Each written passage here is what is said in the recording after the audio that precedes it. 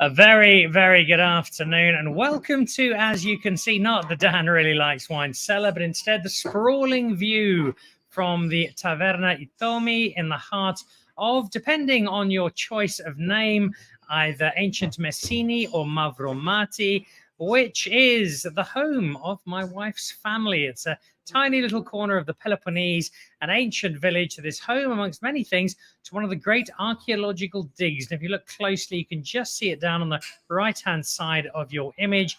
It is an extraordinary archaeological site, which has got pretty much everything you could hope to find when wanting to explore ancient Greece. And it's somewhere on every trip over we spend a morning or an afternoon wandering down to, because each year they've uncovered even more, and the history of Greece that it introduces you to is quite striking. But even more striking is the view from atop and what accompanies that view, because in just a few minutes, Nico, the owner of the Taverna, who's been here forever, he's one of these very annoying Greeks who never gets any older. He always looks exactly the same every time I come, and he will be one of my guests today, along with the 17-time Greece Sommelier of the Year. I might have that slightly incorrect. Yannis Asthanasakopoulos, who is effectively my second cousin, I think, will be joining me on the show as well, as we compare some South African wine with some Greek wine. And one of the South African wines has got a very special resonance with this particular spot, because both of my children were christened in this village, and we celebrated the christening at this very taverna. And on both occasions, Ernie Els very kindly sent some of his Ernie Els wine for us to celebrate with on the evening. And so for most of the people in the village of Mavromati, they've got no idea that Ernie Els is also a golfer. They just think he makes great wine. And so today we'll be trying some Ernie. We'll also be trying some Chenin Blanc from Ken Forrester, his iconic FMC, and looking at those as two very distinct and successful South African styles. What is the equivalent? What are the equivalents in Greece? What's standing out? What's having an impact, not just in Greece, but beyond? What are the international calling cards of Greek varietals? And no one better to run through that for me than Nico and Yannis, my two guests on the show. So they will be with me in just a moment, and they will be talking through some of the wine in a second. And yeah, you're really looking forward to getting their thoughts a year out since my last visit to Greece on what the wine's tasting like, what's been changing in that last year, and what wine they've come up with. Because I said to them, give me two wines that are interesting, that are Greek, that are distinctive, that I can try and enjoy. And I've got no doubt they'll have something very special for me. So in just a moment, Nikos and Yannis will be joining me. First of all, though, let's have a quick look at some of the latest wine news.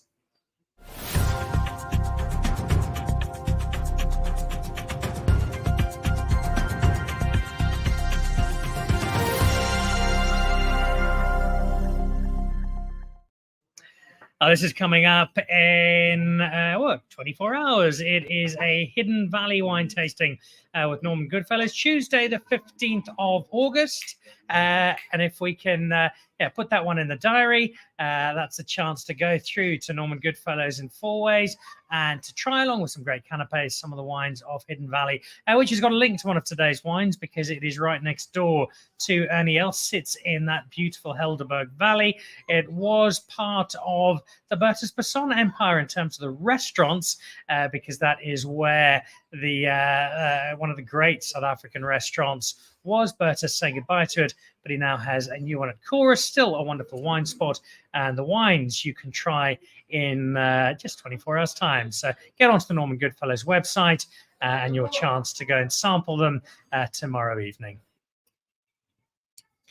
Then the Swartland Seaside Party. This I'm giving you a bit of advance notice for. This is Saturday, the 4th of November at the Seashell in Saldanha. And now the way this works, they have got 2 sessions, one in the morning, one in lunchtime. And it's the chance in Saldanha Bay to try a whole lot of different Swartland wine from some of the rock star producers who make up the Swartland. A quick Google search will take you where you need to go to get those tickets, but the chance to try something really special in a really cool location. So the Swartland Seaside Party, Saturday, the 4th of November, one to put very happily into your diary if you're in the area. And then this is just a quick look at some of the wine I've been drinking while I've been in Greece. This was selected by my father-in-law, Agathokli, who's an amateur sommelier of some renown. We were eating some seafood on the water's edge on the island of Aegina just a few days ago.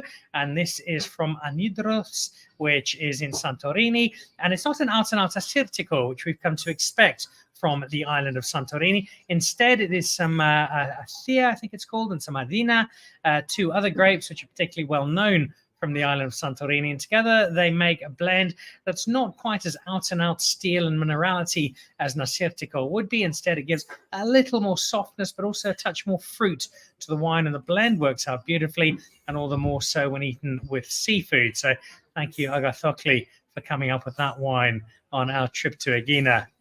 And then this was given to me for dinner last night by Nico, who you'll see on the show in just a moment. Nico tastes himself over 100 wines every week, which means there's never much left in the restaurant itself. And he bought this out, and I thought, Nico, I think you've got this slightly wrong. A Carignan from Greece? No, I want something Greek. But it turned out it was an inspired choice. It's from just up the road from where I am now, the Kitima Onothrope, I think it's pronounced. And that's a 2019 red. A weightlessness to it, a delicacy to it, but also some beautiful red fruit and spice, and a wine that paired rather nicely with a choriatiki, the Greek salad you see in the background. So thank you, Nico, and well done. And a lovely way to get my wine tasting underway in Mavromati, which is where I find myself now, the village which is most famous for being home to my father-in-law and to my mother-in-law, but is now very happily an extended home to me as well. So let me introduce my guests to you this evening. You can see the view which we are looking at from Taverna Ithomi, which is consistently in the top 10 restaurants in Mavromati. It really is that good. It's also the only restaurant in Mavromati, and it is one that is very well known to my two guests. Guys, welcome. Lovely to have you with me. Hello. And great to have you back on the show, Yannis, as a sommelier of note over in Germany. You've got some wine to introduce me to, as I have wine to give you to. But also, Nico, lovely to have you back. And for people who maybe weren't watching the show last year, a reminder, we first got to know each other when myself and my wife and our family invaded your restaurant with an army of fans, many of them South African, to come and celebrate our child's christening. And amongst other things, that was, I think, the first time you had the wine of Ernie Els. Yes, in the, I think 6 years before. Yeah, well, actually, more than that now. More. It's 8 years now. 8 years. 8 years. We're still looking And at I it. remember it's very good. It is indeed. Tell me a little bit, just before we go into tasting a wine and talking about it, the role of wine. We know how important food is for the Greeks. If the Greeks could, they'd have 7 or 8 meals a day. Greeks love food. What about wine? How important is wine for the Greeks? We have now many good wines in Greece. And the last year, the last 10 years, we tried to make more better wine. Today, we tested 2 Greek wine. And it's too many now. I don't know. Yannis, you know. Everybody making good wine. Santorini, of course, is the best wine in the Assyrtiko, but we have many Assyrtiko in the Greece, in many places, and here and everywhere. But we have, I think, it's 250 grape. How many is John? I think. Oh, there's more to 300 indigenous grape, 300, yes. But commercial now we use less than 70. If I remember well, 70. Yes, it's too many. But that's a number that I think is growing, because for many people around the world, they knew Assyrtiko and they probably knew Retsina. And beyond that, there wasn't a huge amount of knowledge. That was certainly changing when we spoke last year. In that year since, has it grown even more? Is this understanding of what Greek wine has to offer stretching beyond the borders even more? Yeah, I think it is now more and more outside of the domestic market. You will see people try to find some Agogitiko, Xenoma, Brasilico, probably the most famous varieties. Let's say it's in some way they start to develop a reputation about the quality, and but it's not only this. Now, even for me, last week I was visiting Corfu, and I was finding 2 local varieties that I never had before. I tasted first time, and it was a surprise. Wow, what is Capotrigis? That is also for me. I'm here. I taste more than 1,000 Greek wines per year, but this was something, So it's always something new to discover, This terrifies me. as It's somebody who- endless somehow, yeah. I'm trying to learn about Greek wine, not even living here. Yeah. When one of the great Greek sommeliers tells me he's discovering wine he doesn't know, Yeah. I've got no chance of learning at all. What about the appreciation of wine from the people who come here? This is a great tourist spot in Greece. People come to see the ruins, to see the village, and then they come here for a great meal. Are they looking for Greek wine? Are people from outside of Greece, when they come here, wanting to know what's available, wanting to try Greek wine? Many people to try to test Greek wine, and we try to have a local wine, but it's we buy from all Greece wine. Some wines we don't have in here. We have in Messini. We have 5-6 people to make a good wine, but if we like the red wine from Xenomaver, you can take from the North Greece. The Georgitico, the best place is Peloponnese Cinemea. Certico, and you take from Santorini if you want to take something. But in here we make a good Georgitico, good Ascetico. We have a good Cabernet in the place of Pilos. We have very good Cabernet, and the climate is very good. Cabernet there. Many people we have last night we tested from my friend here is a Carignan. It's very good wine. It's not Greek grape, but he makes good wine. Yes, I know him. He's all day working the grape. I know him. He's crazy. But he want to test in Retsina. And some people to like Retsina. The last 5 years we make a good Retsina. Yes. Because the Retsina we remember the whole year it's nothing. But now he making the bottle, he have many aromatic, it's good body. You can test some good Retsina. So, the wine that we're going to taste today from Greece comes from the restaurant, so I've got high expectations. We're having it, Yannis, alongside 2 bottles of South African wine. And while you might not have had these 2 particular ones, I know that with your work in Germany as a Greek sommelier, it's not just Greek wine. You do spend a bit of time with South African wine. You have discovered not just an understanding of it, but also an appreciation of it. Yeah, of course. Last year I had the luck to meet Wine Buddy now. I met him in Wine Valley Trophy I was there as a jury. Also him, Cyril. He spent 6 years in South Africa, working from I think from one of the largest negotiation companies, Robinson Sinclair, I think. And now he's 1 year in Munich, and we start together a wine club focused just on blind tasting to train our skills and our palate. There is no space for wine lovers there, only strictly professional and hard working, let's say. The name is Crusaders, and through him, usually in every blind tasting, we have 10 to 12 or 14 wines. Usually 2-3 of them will be from South Africa, always different one. And for me, it's always a surprise, how much quality this country has to offer, how much value. You found wines from 5, okay, it's from 10 euros, let's say, or till 30, and this in every scale, in every point, there is value inside, and it's tasty. It's wonderful. Yeah, for me, South Africa, it's as I said, it's not like new world. It's something in the middle. It has some something also, some part of this is some from old world. It's in the middle. Let's say it stands in the middle.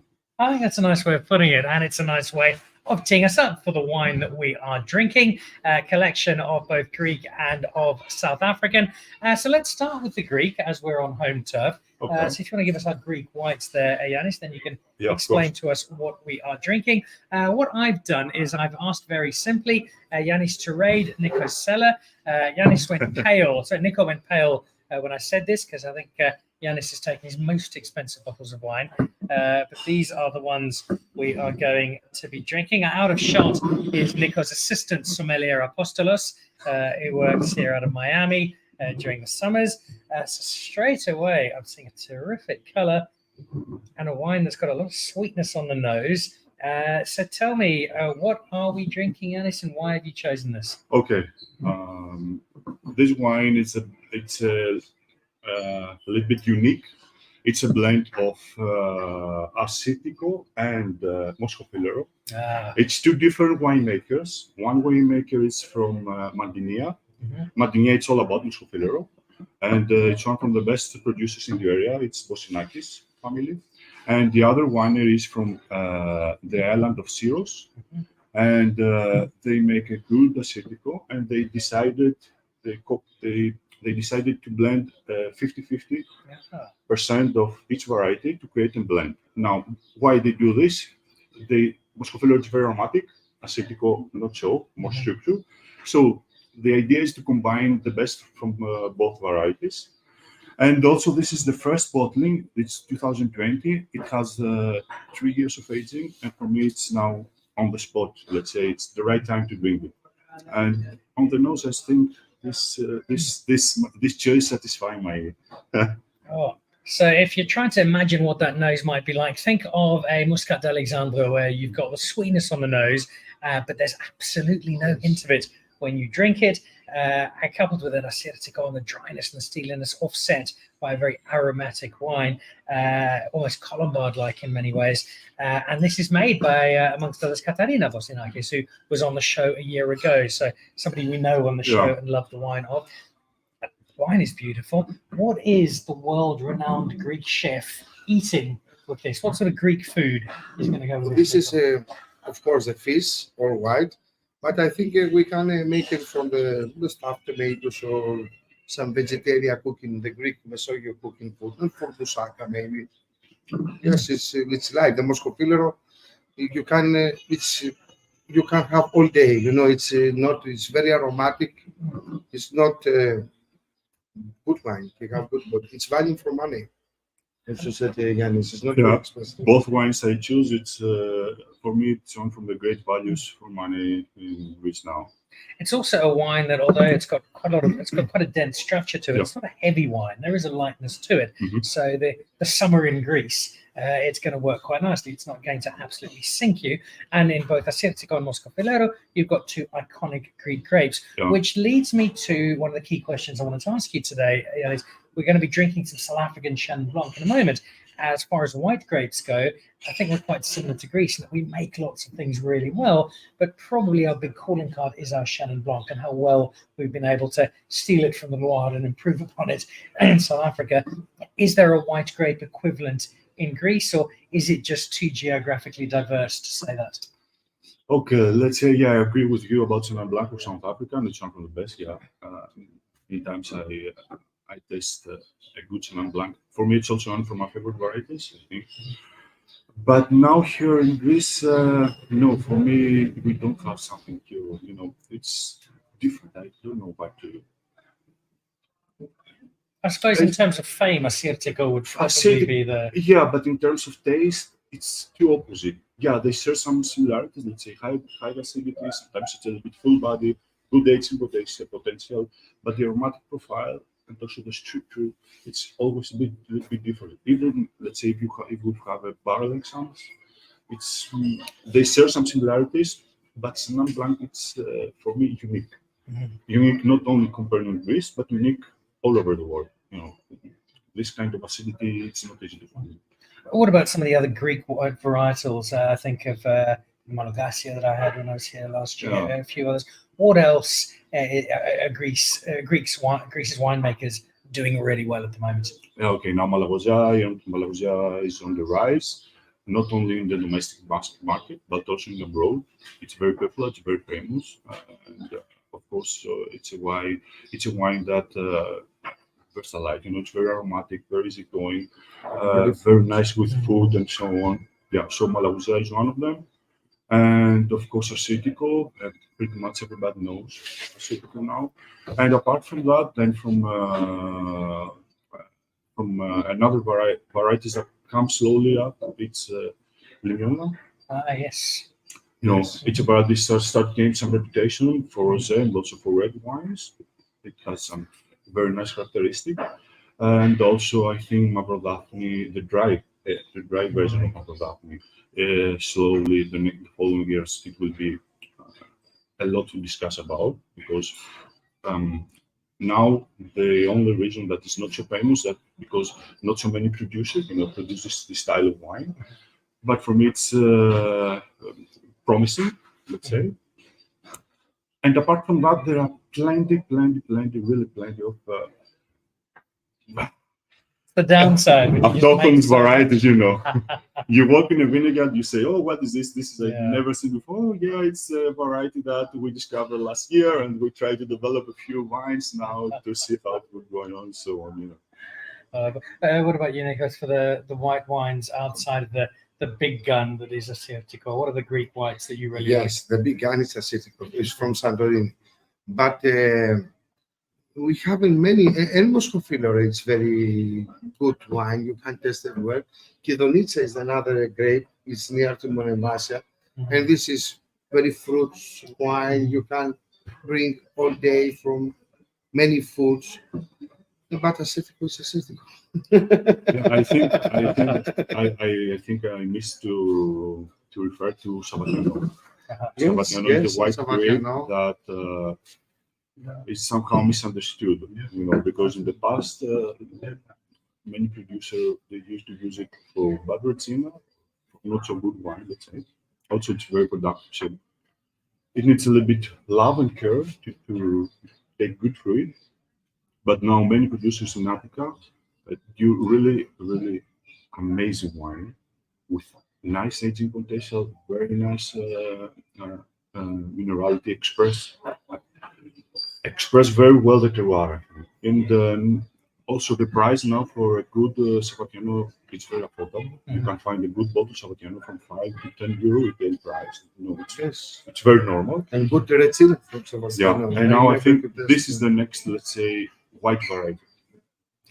If you're watching this in South Africa, you're probably identifying with some of the challenges that the Greek wine industry has. They just make really good stuff across such a range. How do you decide what your trademark is? Well, while the Greeks wrestle with that challenge, I'm going to give them another one, and that's to see what they think of some South African wine, because you guys have very kindly introduced me to our Greek white.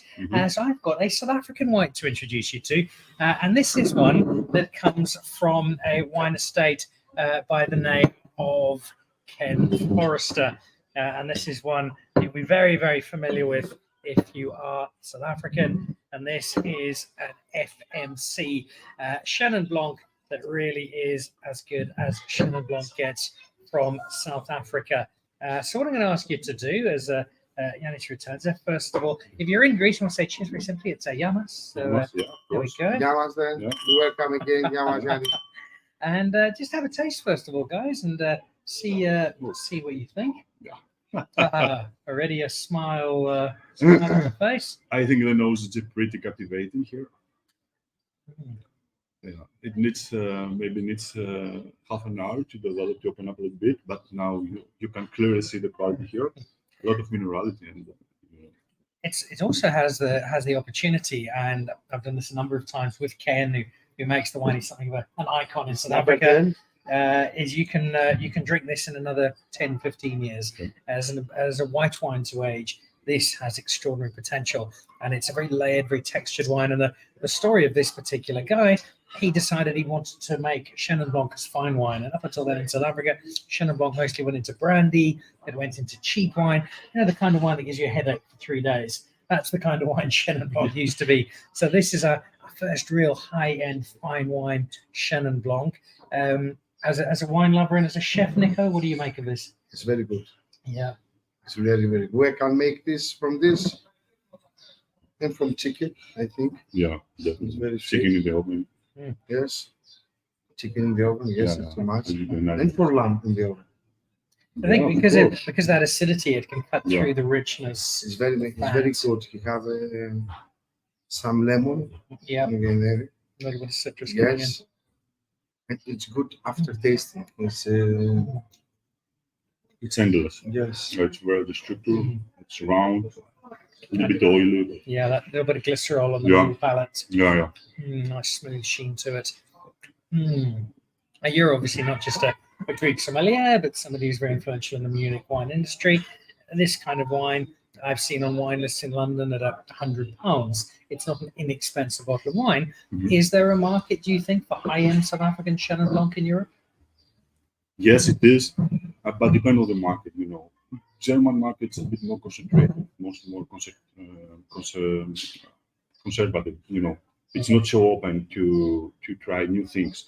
But now the new generation of wine lovers start to explore and, let's say, be a little bit more adventurous.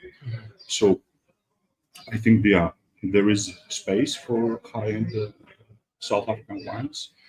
Definitely in Europe, of course, in UK, and in German also. But German is a little bit more work.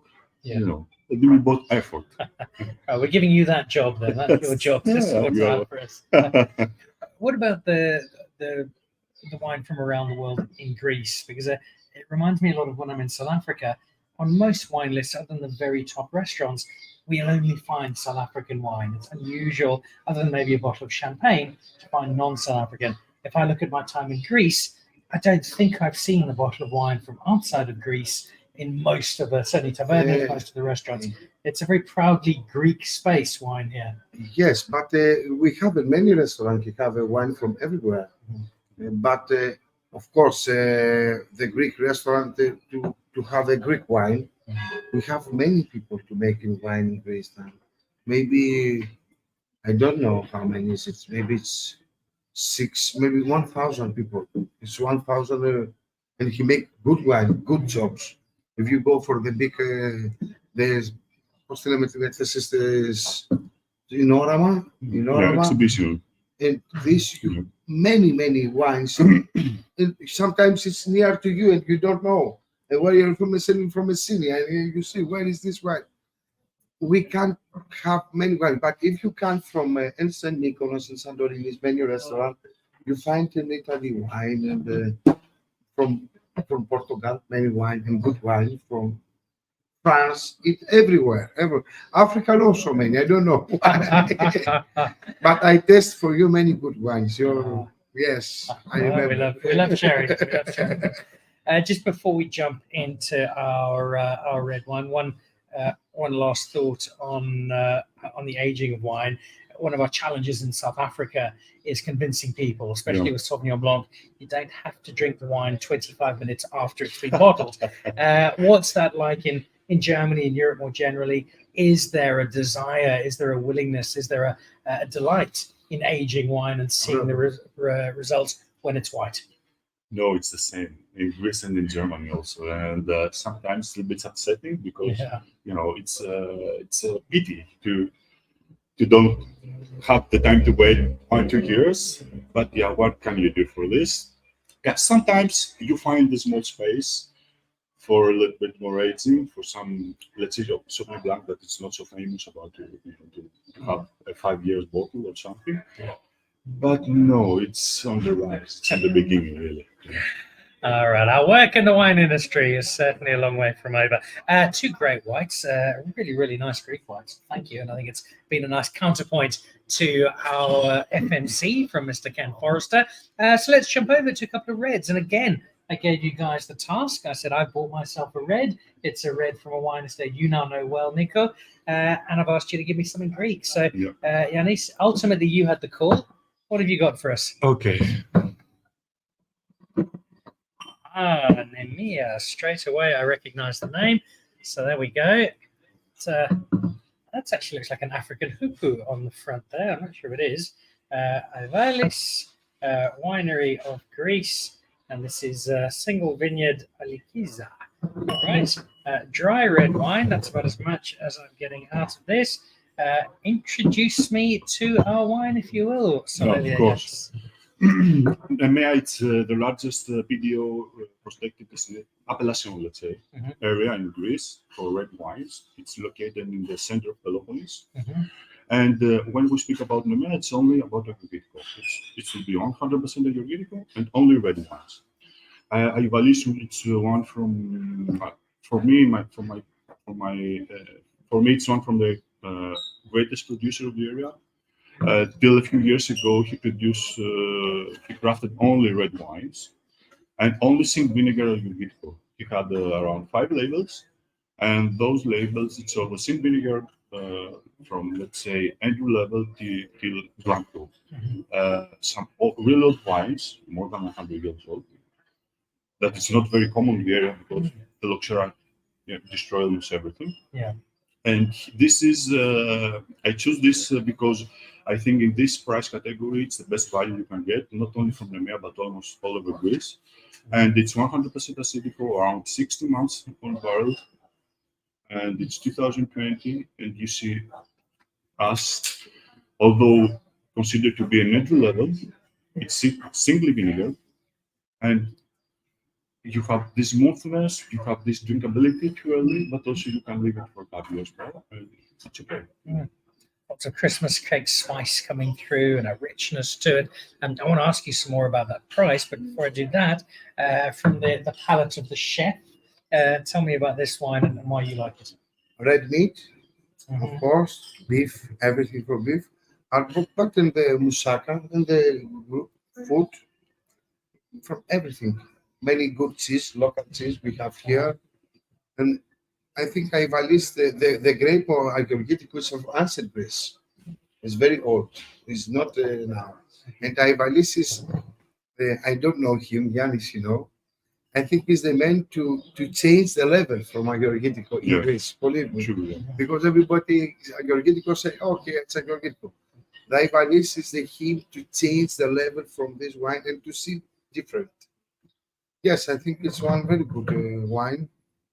And of course, it is still Yes. young, but already very, very, very drinkable. I want to go back to that price question because one person's entry level price is another person's, what the hell are you doing paying so much money for wine? And there's a gap between those depending on where you are. And it's often a valuable lesson for those of us in South Africa to be reminded what good value our wine is. What is this retailing at that represents for you good entry level value? Okay, firstly, we must separate how much money we spend the wine professionals that we appreciate good wines and so on, Of and course. we are more valuable. We are more, we have the ability to spend more about the bottle of wine. But the average wine consumer, it's not easy for someone, to spend let's say 50 euros for a bottle of wine. He will do it, but maybe 1-2 times per year. But so the everyday wine lover, I think it's good to spend for 6 till 50 euro. It's a normal price range. In Greece, I think you in 10 to 14, 15 retail price, euro retail price. I think you get really good value. Yeah. Really good. And this is about 12, 13, 14 Okay. maximum, something like this. Yes, it's not expensive. Yeah. So that does two things. That says to me, yes, this is a very, very good value as I know in Greece. But it also says to me that's about 250 South African rand, which when you come and visit me, and you promised me last year, you Yeah. still haven't, I I'll show you some wine and we'll see some value. You're also supposed to be coming to open a restaurant in South Africa, but we'll address that one again. we are still saving the money. Yes, yes. You just need to fly there. We'll look after you once you get there. What, And Rico, chef. what about, Nico, the understanding of Greek grapes, not just from foreigners, but from Greeks themselves? Do most Greek people know the difference between an Atlantico and a different red grape? Do they know the differences between them? I think it's different grape, but all it's too near. Yes, in the Africa maybe you have a South Africa different grape, but all it's too near in the testing because now the wine you work the people to make the wine and to try to make more better wine, and the many wine it's different, but it's too near. It's not. This is the white wine before to test with you. It's very near from Santorini. Mhm. That's all. Yeah, You think yeah. one good Santorini is very near from Yeah. your Sure, wine. sure. Yeah. Yes, of course, it's very different, and the Yeah. wine. I don't understand. It's and Agorgitico, of course, it's very famous in Greece. Agorgitico, or in the village, everybody we have Agorgitico. Yeah. If you want to have a red wine, everybody we have some Agorgitico or some Samiotico or some Samiotico, and some, of course, everywhere. Everybody to try to make the wine. Of course, we don't make this wine. Wine from Europe. But it's good. We're going to taste the South African Bordeaux blend in just a Yeah. moment. Speaking of South African producers, though, it's a question I'm going to put to some of our guests on Thursday's show, and actually Katerina Botanakis is one of them, Dimitri Skouras, a couple of others, ask them about the wine they're making, because just 2 years ago, our first South African Assyrtiko was commercially released, and there is some Agriotiko that is currently being planted in South Africa. Because of our increasingly dry climate, some of the grapes here in Greece are very attractive to our producers. For this Agriotiko in particular, what should our producers, what should our winemakers be keeping in mind if they're looking to get the best out of this grape? Of Agriotiko? Yeah. Okay. Agriotiko, you know, it's a grape that it can produce from sparkling wine, rosé wine, light red, to aging masters, depending how you treat the grape and how the producer want to express the variety. It's an adaptive variety. This is why it's all over Greece, and there is not so much treatment. You know, it's not. It's virus resistance. You know, it's water resistance. It's a typical autochthonous good grape. You know, you see the climate here. You have warm. You have a lot of sunshine. You have winds. You don't have rainfall, especially during the summer. So it's survival. So basically, Greece is effectively the Swartland without quite so much moussaka or pasticcio. That's kind of the Swartland, really, and Greece. Okay, we've got one final wine, and just a reminder of why this is such an important wine label. This very Taverna, and make sure Nikos is not listening, but this is the best Taverna in Greece. It's just fabulous. I love coming here. It's my family's history now, but also a wonderful place to call home. And it's where we had the christenings of both kids, and it's where we had the Ernials proprietors. But the proprietors was all we had. Gee, it was great wine. And so we've gone one step up in terms of the Ernials range. And so, guys, my wine for you, my second South African wine, is the 2013 Ernials Signature. It's now 10 years old. It's just got some really, really good reviews. It was re-released by the winery. It's a Bordeaux blend from Stellenbosch. It's a style of wine I think we make really well, the Helderberg Valley. So we'll actually bring it into shot. There we go. You'll know this well if you're watching this back in South Africa. It is the 2013 Ernials Signature.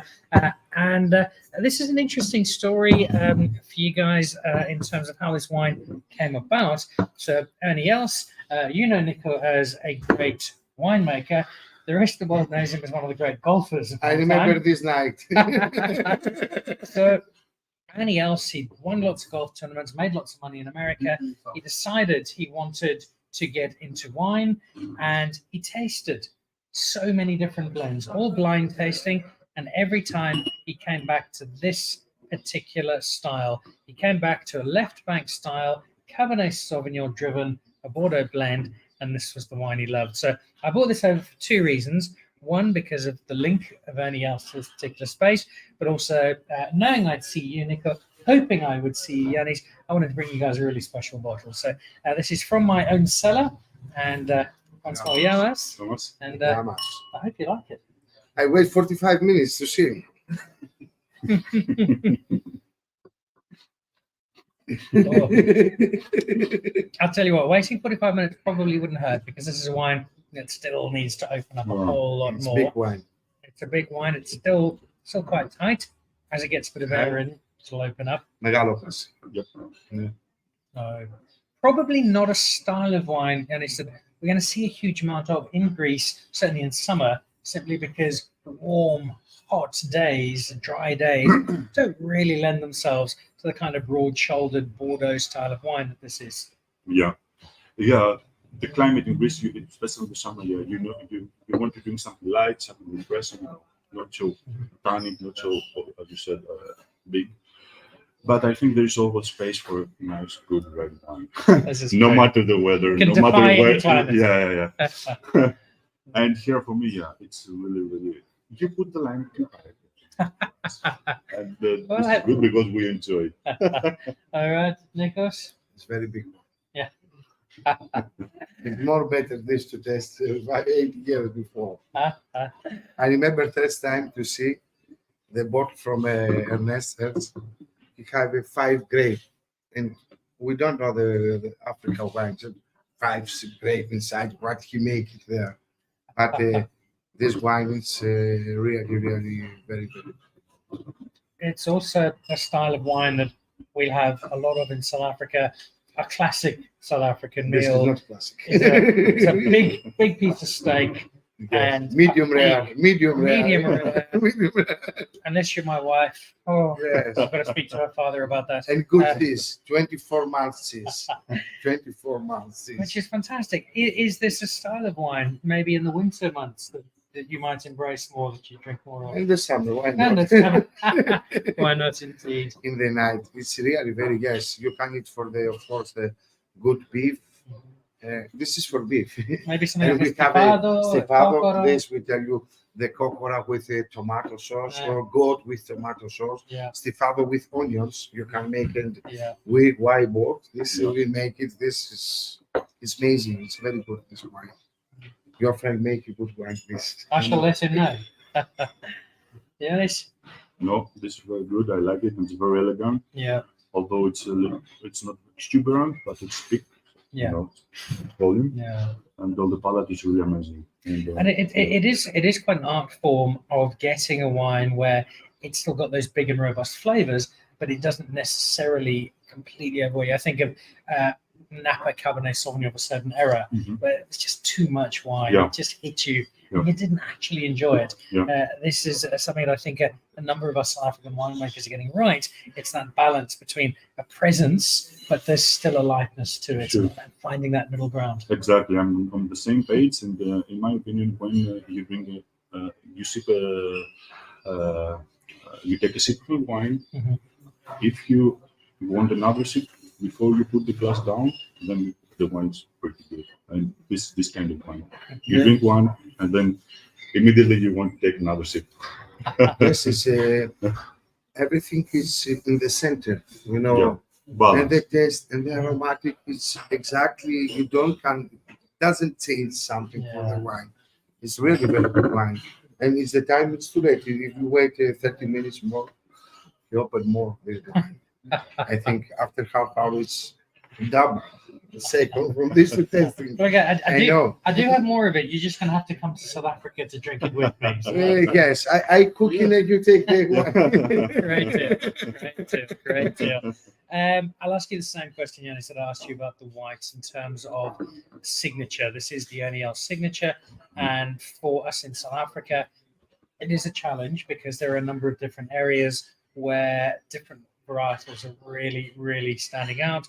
In fact, one of the WhatsApp groups, Daryl Balfour, if you're watching, we were talking about Cabernet Sauvignon and Syrah, which of those really define South Africa at the moment. This is a Cabernet Sauvignon-led blend, and in Stellenbosch, the Bordeaux blend is one that is consistently delivering really outstanding wine. Not necessarily in the same style, but from Greece, what is the red? What are the reds that you feel you want to take to the world and say, this is where we're really getting it right? Yeah, okay. We have this area in Smyrna, in the past it was pretty famous for Cabernet Sauvignon and Merlot, Uh-huh. for the blend. Because let's say the area it's near the coast and it has influence from the sea, warm sunshine. It's very easy for this grape to ripe, you know, and you take really good wine.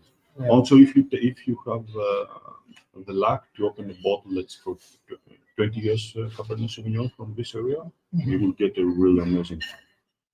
Now this in general in this international varieties in Greece start a little bit to fade Mhm. because autochthonous varieties are on the rise.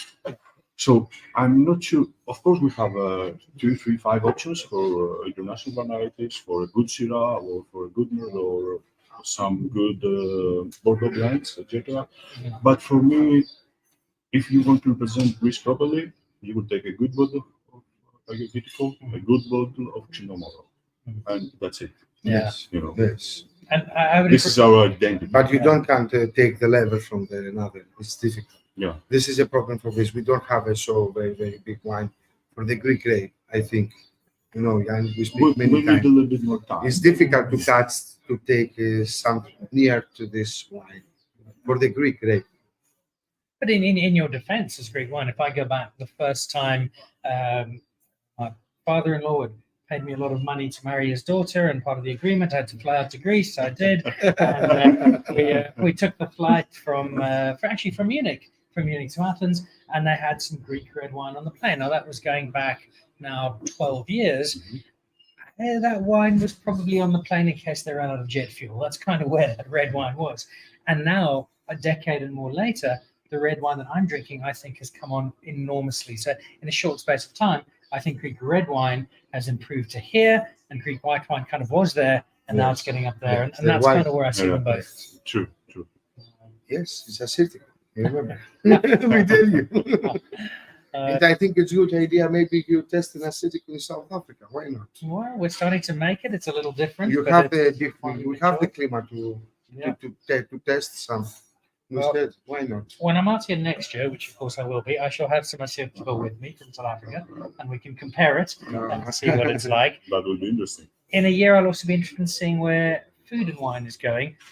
For you, Nico, for Greece, there's not a town in the world that doesn't have a Greek restaurant. And you walk into that Greek restaurant, half of them are called Nikos, and they've got souvlaki, and they've got bifteки, and they've got the kleftikon, they've got the classic Greek dishes. Yeah, it's the pork in the oven, the lamb exactly. And the Greek mint. Is that as a chef, as a cook, are you happy to a restaurateur keep that where it is, or do you see Greek food changing as we go forward? It changed, but it changed now for the different to come for the simple, because it's the Greek kitchen to change too fast. Because many young people to try to make something new things. But for my restaurant, we have the culture to have the same original Greek kitchen. No many things, just the same things, and touch a little. This we know for my mama and for my familia to cooking. I don't like all this, the new things. Just a little to make some the good oil, to cooking for the very good things we try to find from here. We have good cheese in this area. Messini have very good cheese. We have one of the best olive oil in the world. Yep, one of the best. We have a good vegetarian and the tomato and the meat. We have many so very good things to take to make one very good plate. Yeah. If you try to overcomplicate, yes, it's you lose. This you want the simple. Yeah. Look, I'll tell you two things from my time traveling around the world at restaurants. The big change in the last 10 years has been simplifying food, a few ingredients done really well, classic dishes, but also just for this particular village, and not everybody might know this, but a regular nominee, in fact spoken of by amongst others George Calombaris, who was one of MasterChef Australia's judges, his all-time favorite chef. He spoke of the chef Eleni Kouvelakis, and she actually comes from this village. So if she's from here, it must be pretty good. We see where food is going. What about wine? Because the change in the last decade has been very visible to see it. The things I've seen going into this, Yannis, young winemakers who've studied in France, in Germany, they're not just growing grapes in their field, make it in their garage, and it's become really professional, but also an investment not just in the cellars, but also in the vineyards, in the grapes, and the maintenance of what's being done. That investment seems to now be coming home, and the returns on that are being seen. Yeah, now it's the time. Let's say the last year it start to return, and for me, the enormous it's the quality. Yeah, it's a jump, really jump, and I think this is not. We are still on the rise. We're not even on the top. No. We are still discovering. Yeah, and now for me we have everything now. We have good quality. We have a lot of work in the vineyard. We have very attention. Of course, we always have new varieties that we try to explore the limits, the borders, and so on. Mm-hmm. But for me now, it's the time to be to Greece to become an established winemaker country. Yeah. Because we had this history, more than 1,000 years of winemaking and a lot of mythology about and so on. But now in the modern time, the era we live now, many other countries are now very famous. And Greece, now it's the time to become one of those countries. I'll go one further. I think you almost are one of those because I read a couple of columns after last year's trip just to say that I feel that where the Greek wine industry is, it's as exciting a wine region as there is in the world at the moment. And that combination of having so many unique varietals, so many unique grapes, having a historic love of food and wine, and now adding it to that, the investment and the expertise, that combination is well beating. Yeah. It's like a wine wonder. You come here and if you want to spend the whole month just trying new things, you will have it. You never heard about it. You don't even know how to pronounce it.